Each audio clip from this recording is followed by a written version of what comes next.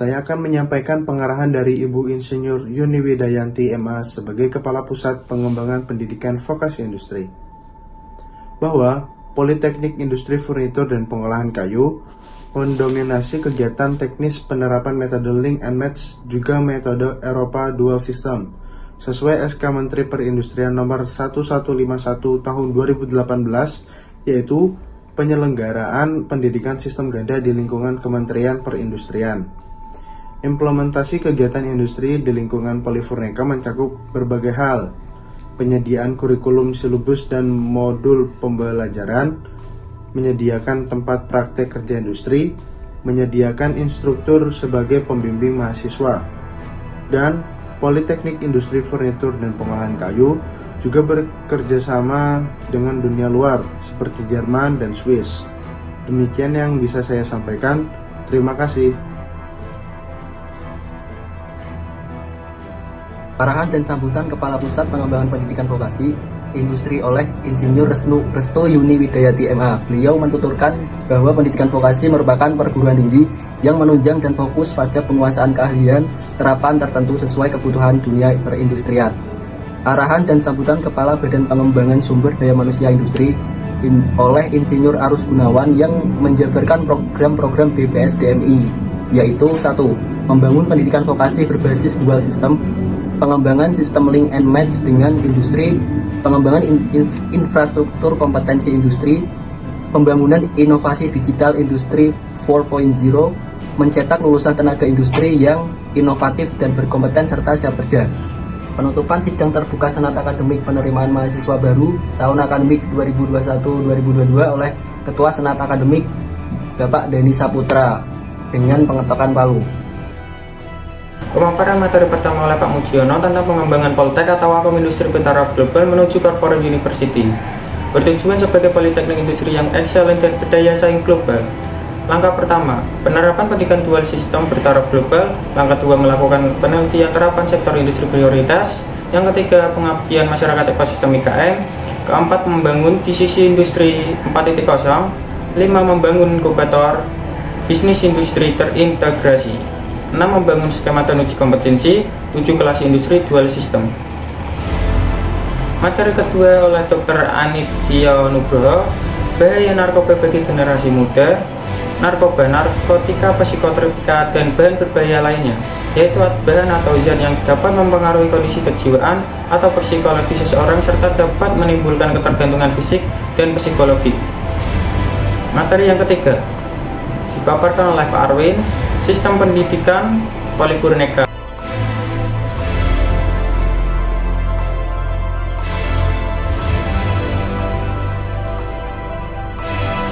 Sistem pendidikan di Polifurneka itu mencakup kegiatan di kampus seperti akademis dan non-akademis, masa studi selama 3 tahun dan beban studi 121 SKS, indeks prestasi, proses KRS, dan yang terakhir dosen pembimbing akademis.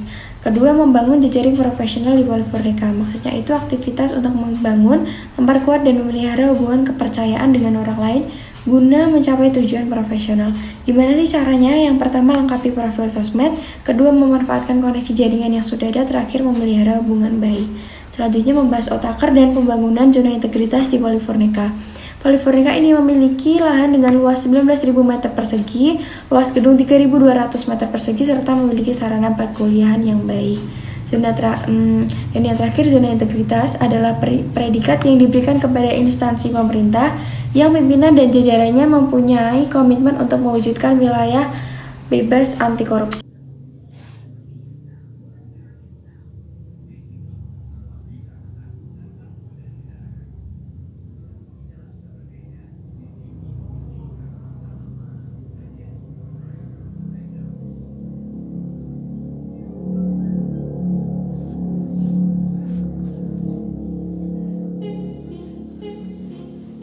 Pemaparan sistem organisasi kemahasiswaan BEM atau Badan Eksekutif Mahasiswa disampaikan oleh Presiden Mahasiswa Kak Muhammad Arda Sampurna.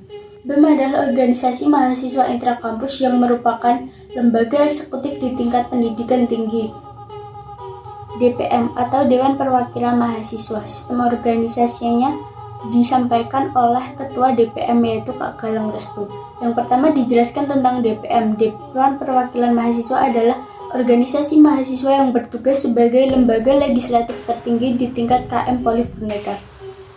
FLMPI atau Forum Lembaga Mahasiswa Perindustrian Indonesia dijelaskan oleh Koordinator Kampus Kak Nur Tauhid. FLMPI bersifat ekstra universitas yang berada di antara internal dan eksternal sehingga FLMPI menjalin hubungan erat antara kampus-kampus lain yang berada di bawah naungan Kementerian Perindustrian Indonesia. Yang dibawa oleh Bapak Wisnu Boko selaku Badan Administrasi Akademik Kemahasiswaan dan Kerjasama. Dia memaparkan yaitu memaparkan tugas pokok fungsi sebagian administrasi akademik kemahasiswaan dan kerjasama. Lalu yang kedua ya, pemaparan materi yang dibawakan oleh unit perpustakaan yang dibawa oleh Bapak Dian Eko Eri Purnomo. Dia memaparkan yaitu pelayanan unit perpustakaan. Yang nomor 3 yaitu pemaparan materi yang dibawakan oleh UPPM yaitu unit penelitian dan pengabdian pada masyarakat yang dibawa oleh Ibu Nurmadina MSc. Lalu yang ketiga yaitu pemaparan materi yang dibawa oleh Subbagian Umum dan Keuangan yaitu Bapak Wawan Dwi Novianto, yaitu memaparkan pendekatan Kaizen untuk produktivitas belajar. Yang nomor 4 yaitu pemaparan materi oleh unit Teaching Factory. Yang nomor 5 yaitu pemaparan penutupan PKKMB yang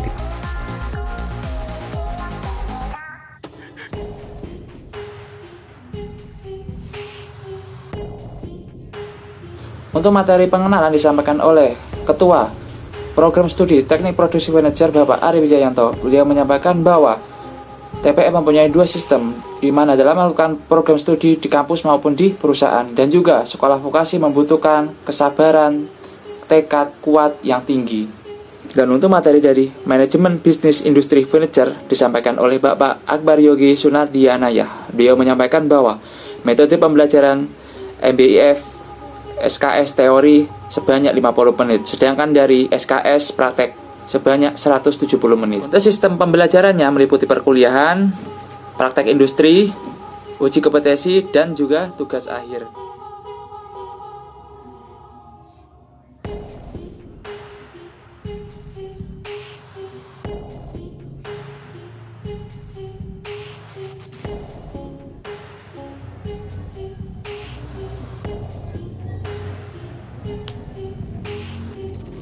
Pengenalan Prodi PF disampaikan oleh Kaprodi Bapak Nicholas, menyampaikan tentang target kompetensi lulusan desain furnitur dan pengenalan tentang dunia perkuliahan Prodi Desain Furnitur. Selanjutnya, penyampaian cara menggunakan aplikasi SIAKAD yang nantinya digunakan untuk menunjang administrasi perkuliahan seperti pengisian KRS, tanggal akademik, dan yang lainnya. Materi selanjutnya oleh Himatif memperkenalkan struktur organisasi, program kerja, dan pertanyaan seputar Prodi Desain Furnitur.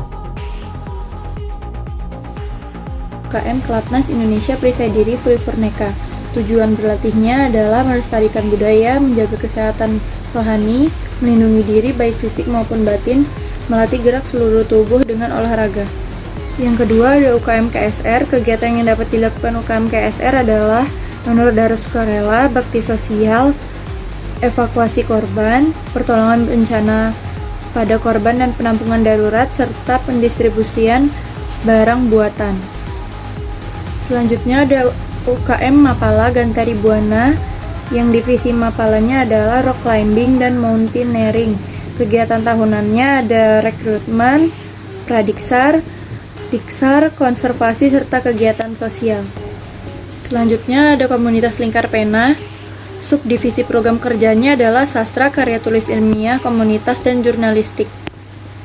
Terakhir ada UKM Saintek.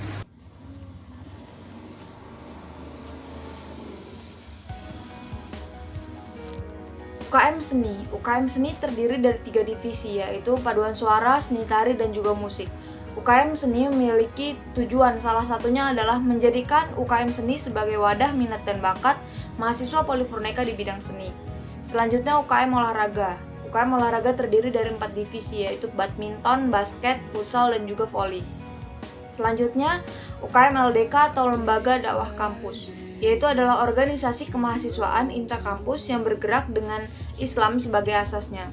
Selanjutnya adalah Komunitas Keluarga Mahasiswa Kristiani atau yang disingkat dengan KMK, yaitu adalah organisasi yang menjadi wadah pelayanan mahasiswa Polifurneka yang rindu untuk berkumpul, yang di dalamnya ada Kristen Protestan dan juga Kristen Katolik. Yang terakhir adalah UKM Racana Tumenggung Bahu Rekso, yaitu adalah wadah penyaluran minat bakat mahasiswa dalam bidang kepramukaan di lingkup kampus Polifurneka.